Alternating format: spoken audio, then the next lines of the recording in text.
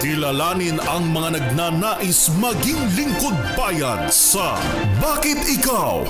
The DZRH Job Interview for 2025 Midterm Elections.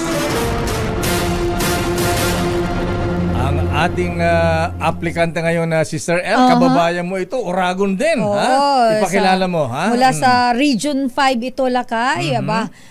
Unahin ko na ang kanyang mga educational attainment, Lakay. Siya lang naman ay graduate ng Business Administration sa University of the Philippines. Wow. Siya, Lakay, ay graduate sa Ateneo de Manila School of Law.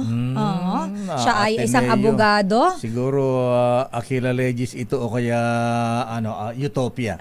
Utopia siya, Lakay. Utopia. Wow. Okay. University of the Philippines, Lakay. Nag-aral siya ng master's degree dyan in Public Administration.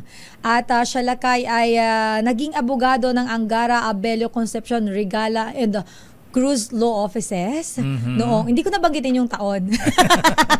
Kasi sabi niya, wag ko na daw banggitin yung age niya. No? Okay. At Lakay, naging member of the House of Representatives siya, Lakay, mula sa ikalawang distrito ng Catanduanes. At naging gobernador din siya ng Catanduanes.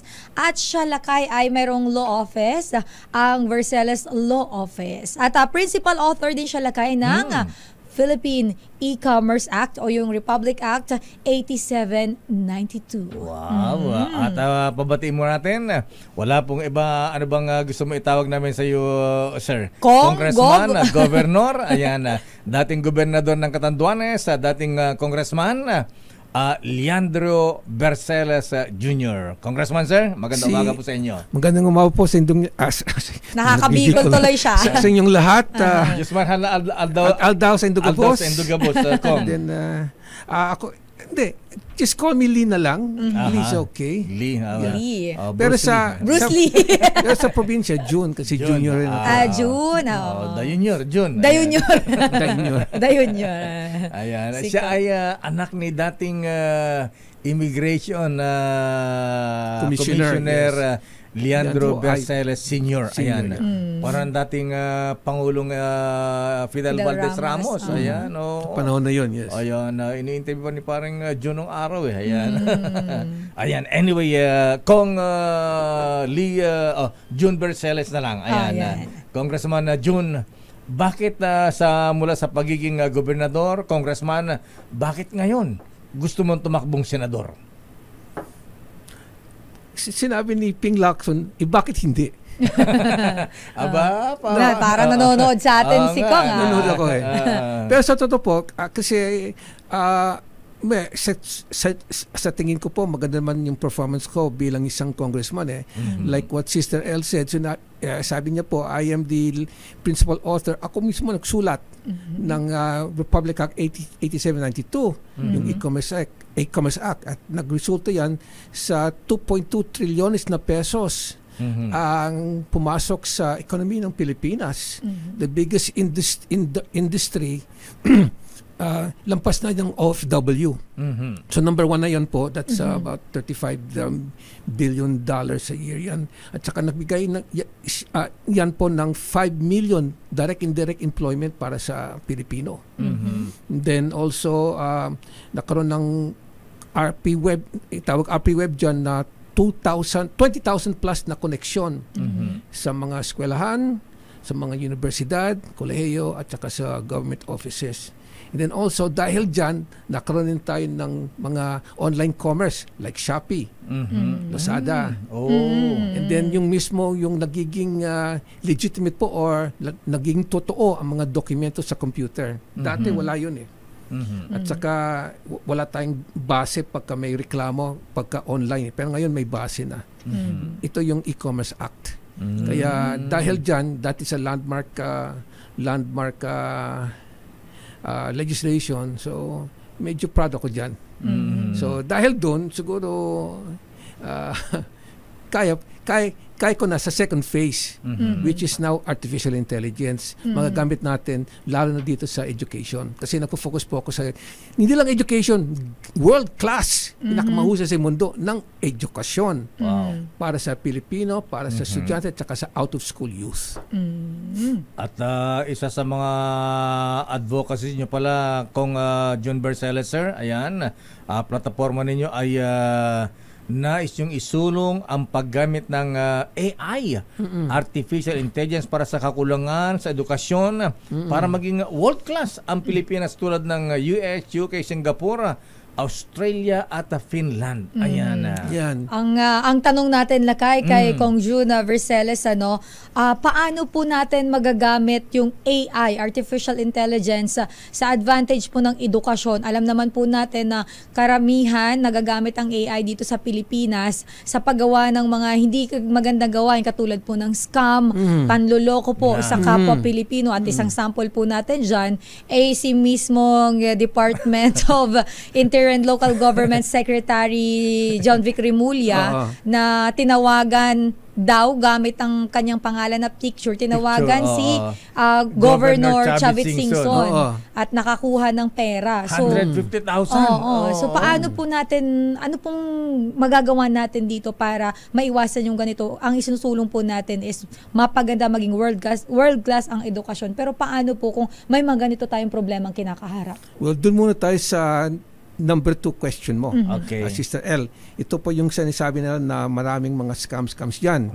Well, dito sa edukasyon, walang makaroon ng ganyan kasi may tawag po dito sa artificial intelligence or AI, ay tawag po dyan guardrails. Ibig sabihin yan, pagka tinetrain mo ang AI mismo para sa isang bagay na pwede ka maglagay ng parang restrictions o kumbaga parang tawag guardrails parang hindi lalampas or yung mismo yung AI hindi gagawa ng hindi mo gusto. So for the children, that means yung mga yung inappropriate material, halimbawa yung mga porno, mawawala yun, hindi nasakop dyan sa education. Or yung gusto mo Philippine values, pwede dyan. So yung mga ibang ayaw nyo, hindi yan papasok.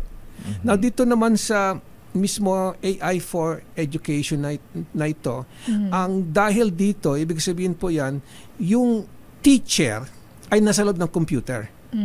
At yung teacher na yon 1:1. Dati sanay tayo sa 1:30, hindi ba? Public school 1:30. Yung iba dyan 1:45. Paano ka kung ikaw yung estudyante dyan, paano ka pagturo na maayos sa pag takot ka, 30-50 students. Saka takot ka magtanong sa teacher kasi isang beses ni-interview ko ng grade 5 sa estudyante sa Intramuros. Tinanong ko sa kanya kung nakakatanong ka ba sa teacher? He says, no, hindi po. Bakit?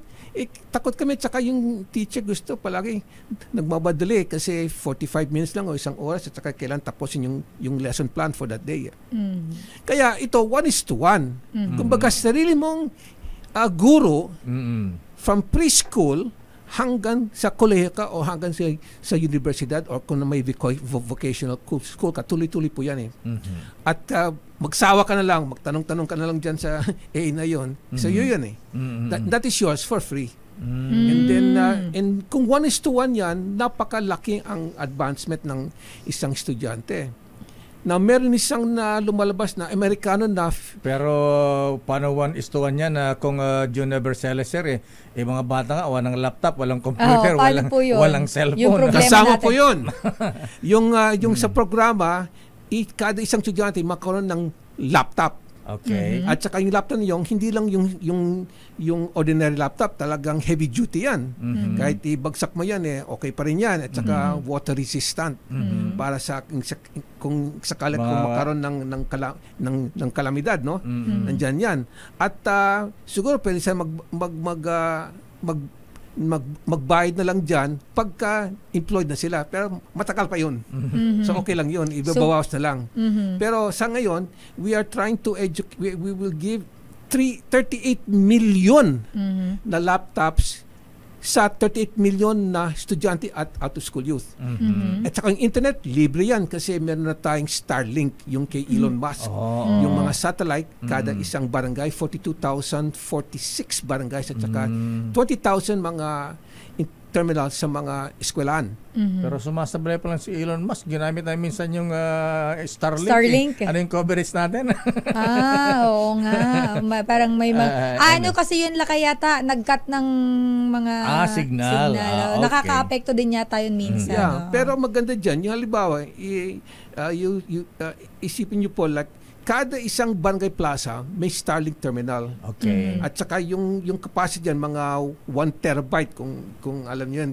Yes, 1 terabyte and then yung speed diyan about 200 megabits per second. Hindi ba? Medyo mabilis na 'yon. Mabilis yan. Talagang broadband at saka yan. Pwede mo i-directo yung signal sa mga Wi-Fi na outdoor Wi-Fi. So, sakop mo yung buong plaza, magkakaroon ng free internet yan. So, ito yung gusto nyong... Yeah, mura lang naman eh. Hindi ko maintindihan bakit hindi nila ginagawa yan eh. It costs only about 20 billion pesos yung capital outlay for 42,000 barangays at saka 20,000 eskwelahan. And then after that, every month, every year, 5 billion lang. Kayang-kaya ng GAA yan, General Appropriations Act natin. Okay, nakita ko itong mga advocacies mo, Congressman June Berceles, sir. Ayan, 1 laptop per student, kailangan ng 2 trillion. Every student will have their personalized AI called Bespoke AI. Anong ibig sabihin ano po pala itong Bespoke AI? Is parang sa madaling salita, that is also called hyper-personalized education. Meaning, 1:1. Hindi pa nangyari po yan sa Pilipinas at sa ibang bansa, ginagawa yan, pero pilot test lang. Pilot So, test. kung gawin natin ng national yan as a program, mauna pa tayo sa mga ibang bansa na industrialized like yung Estados Unidos, UK, Singapore. Kung magkaroon Kaya natin yan. Kung mga estudyante, kaya magkaroon ng laptop lahat. Pero kung yun yung problema kasi natin dito sa Pilipinas, yung ibang lugar, katulad po sa ibang area ng Albay, mayroong mga lugar na walang signal at the same time, wala din pong internet. So dito po ba papasok Starlink. yung sinasabi niyong Starlink? Yes. So, ang mangyari dito, yung mismong AI natin, hindi yan kailangan ng continuous online ka. Okay. Pwede ka mag-download ng offline yung mga modules mo. Okay. Balik ka lang doon sa barangay plaza. Siguro, kada linggo, punta ka, download mo, then balik ka sa bahay mo. Congressman June Berceles, sir, ayan, matindi po ang traffic dito sa Metro Manila ngayon. Ayan, meron ba kayong solusyon? Ayan, may sinasabi kang traffic decongestion through AI. Paano gagamitin ang AI sa paglutas ng traffic sa Metro Manila? Ito po, this is Economics 101. Okay. Eco 101. May demand solution, may supply solution. Yung supply solution, madalas yung gobyerno nandun. Ibig sabihin yan, nakakonstruct po sila ng mga kalsada, mga tulay, at RFID, mga ganon. Pero hindi ko maintindihan bakit hindi sila pumuporma dito sa demand side. Yung demand. Ibig sabihin demand, yung behavior ng tao, yan ang pwede natin baguhin. Kumbaga, lahat po tayo, example lang. For example, magbibigay tayo ng 100 credits, parang load, kada isang motorist. Na yung 100 credits, pwede ka maggamit yun pagka pumupunta sa isang lugar na sakop sa programa. Ang programa na yon, tawag po dyan, TRAD. Traffic Reduction and Deterrence Drug. See? So pagpasok mo dyan, may bawas doon sa load mo. Parang nag-load, parang sa smartphone. May load. So, and then parang waste yan eh. So, i-check mo yung destination mo, then lalabas yan, ilan ang bawas sa load mo. Now, kung mas ma-traffic doon, mas malaki yung bawas. So, parang fixed coding to, pero variable, kumbaga parang flexible. Parang waste lang yan, Kong Berceles, sir. Yes, no, but the moment, pag tapos na, wala ka ng load, supposedly, hindi ka pwede na pumunta sa lugar na yon. Kung EDSA, hindi na ka pwede. Pero may solution tayo kung talaga may emergency or not. Pwede ka bumili ng load. Pero yung bili ng load, hindi sa kumpanya. Kasi kung sa kumpanya, ang lalamang dyan, yung mga mayaman lang. Yung mga mahirap, lugi sila. Kasi siyempre, kulang rin sila sa finances. So, bibilin mo sa isang tao na gusto ibigay o ibenta yung load niya. Kaya equal lahat. So, paano yung, para magkakaroon ba ng yung mga barrier, ganon? Para No need. No RFID, no nothing, no infrastructure. All kailangan mo lang po ay isang cellphone. That's it. Pero alam mo, kinakatakot sa AI, Congressman John Bercelo, sir, ay yung baka magamit sa panluloko. Ayan, ano ang safeguards dito, Congressman, sir? Ayan, kasi nandun na yung, alam ba, yung nangyari kay Secretary John Vic Remulla at Governor Chavit Singson, face-to-face ang mukha niya. Well, nasa education lang po ako ngayon dun sa AI. Because yan, pagka ginawa na natin yan, talagang malaking accomplishment na yon. Pero doon sa sinasabi mo po, yung mga masama na lumalabas, well, siguro that is nasa cyber unit na yan ng NBI. Pero we can give them suggestions. Pero doon sa example, yung sinabi ko yung guardrails, basta pagdating sa education, pagdating sa mga minors or mga estudyante natin, pag ayaw natin yung isang material na masama, hindi yan papasok. Okay. So safe sila. Safe. Kayo ay tumatakbong senador sa ilalim ng Partido Federal. Sino ba mga kandidato sa pagkasenador ng Partido Federal? Buhay pa ba yun? Well, actually, medyo may conflict tayo dyan kasi sa totoo po, yung dating ang officials dyan, dapat na-expire nila as of September 18, 2023. Kaya pumasok, nag-election kami. Pero hindi po yan na-recognize ng COMELEC because syempre, that is the presidential... Partido ng presidente, hindi ni-recognize ng... No, hindi na-recognize yung side namin. Okay. Hindi ko lang sasabihin bakit, no, pero ganun talaga sa politika. So, what happened that we filed a petition for certiorari sa Supreme Court. So, under review pa. Yung legitimacy question namin. So, nandun pa lang yan. Then we just wait. Hintay lang po namin yung resulta. So, sino mong kasama mong kandidato ngayon sa Partido Federal? For Senator, ako lang po. Pero the COMELEC determined because nakaroon sila ng resolution na na-recognize nila yung ibang side ng PFP. I was declared as independent, which is okay, which means I can go to Marcos, I can go to Duterte, I can go to anywhere else. Okay lang yan. Mas maganda pa nga sa akin yan eh. Okay. Kong Gov, marami pong problema ngayon. Puntahan po muna natin yung issue po sa food security ng ating bansa. Alam ko po kayo ay galing ng Bicol. Doon po sa atin, maraming magsasaka. Ang problema po natin ngayon, patuloy na pagtaas na presyo ng bigas at iba pa pong agri-products. Kung kayo po ay iluluklok at ihahalal ng ating mga kababayan, ng masang Pilipino sa Senado, ano po ba sa tingin ninyo ang pwede nating maitulong para kahit papano po ay masolusyonan o magkaroon tayo ng konkretong solusyon sa mga ganitong problema? Isama na natin dyan ang smuggling at iba pa pong problema, hoarding at yung iba pa pong mga pagsasamantala dito po sa ating problema sa agri-products. Alam niyo si Terrell, malaki problema yan eh. Hanggang ngayon hindi pa ma-solve. Ginawa nila lahat. Pati yung mga nag-release na sila ng NFA ng bigas na ka-store ilan mga 300 metric tons yata para magkaroon ng lugar para yung next harvest papasok diyan eh. Pero it is something that talagang kahit yung mga experts hindi rin kaya kasi marami talagang problema diyan eh. All I can offer is isang component diyan yung transport ng mga bigas na tsaka yung mga market farm produce sa urban centers like Manila for example eh. Isang problema lang diyan kaya tumataas at nadidelay is because of traffic. So sa humble undertaking ko po, I can solve the traffic with yung TRAD na yun. And they should try that. In fact, si Secretary Remulla dapat sabihin sa kanya, congestion pricing is not the way to go. Imposible kasi pag may congestion pricing, ibig sabihin, magbabayad yung tao dyan, mangyari dyan, lugi talaga yung mga mahirap. Yung mga yung mga financially challenged pati yung everyday mga middle class lugi, yung mga yayaman lang ang magbe-beneficio diyan. Do not do that. Do not charge them yet. Gamitin nyo lang yung load system ng TRAD. Ibig sabihin yan, lahat po libre, 100 points.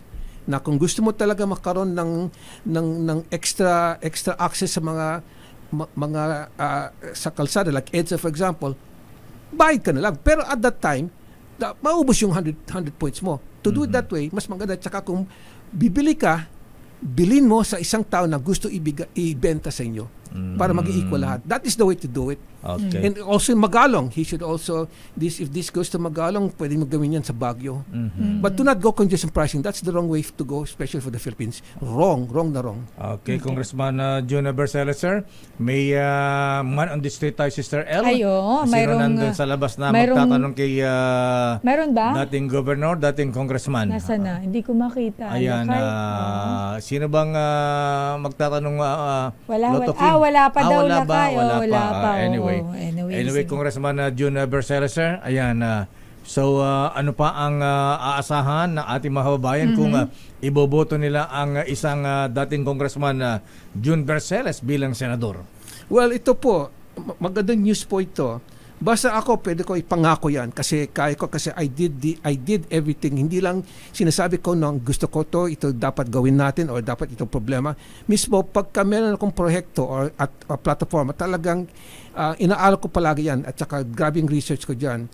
Pagka meron na tayong AI sa edukasyon, dahil dun sa 1:1 education, I can promise you, dadami ang professionals.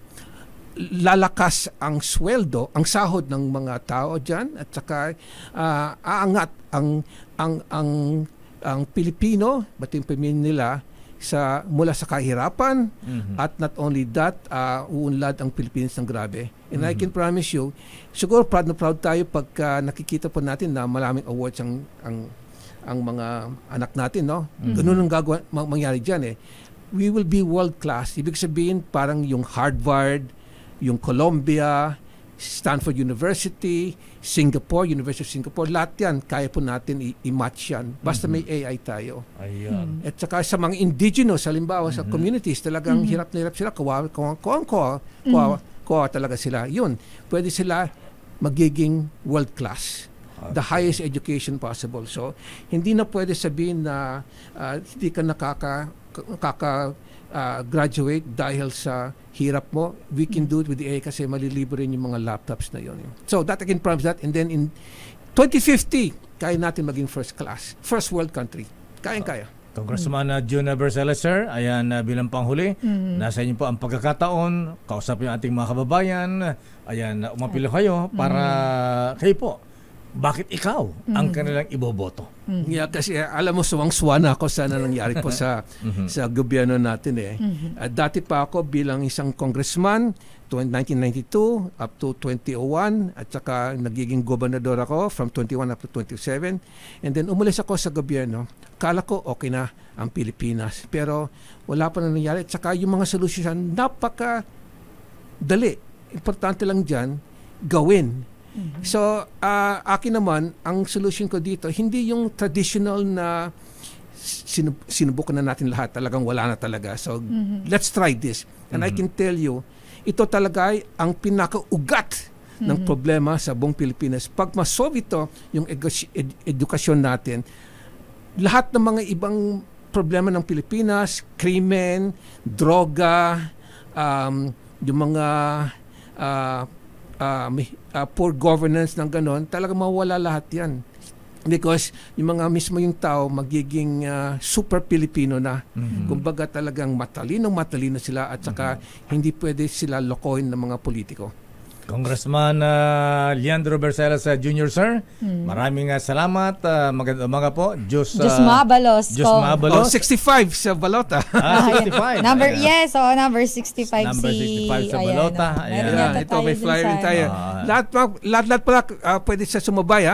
Yung mga ibang kandidato, kung gusto nila yung plataforma ko, pwede sa mobile. Gawa lang sila ng flyer. Ako mismo magbibigay ng artwork at saka contact sila sa sa newdirection065@gmail.com. Ayun, ito, New Direction. New Direction, parang One Direction yan. Yes, New parang Direction. One Direction. Parang K-pop na ako. Kasi dapat talaga New Direction tayo kasi yung lumang direction, walang kwenta na yan. Congressman June Barcelo, sir, Diyos Mabalos, thank you and Thank good morning you po, Attorney. and good luck. Kilalanin ang mga nagnanais maging lingkod bayan sa Bakit Ikaw? The DZRH Job Interview for 2025 Midterm Elections.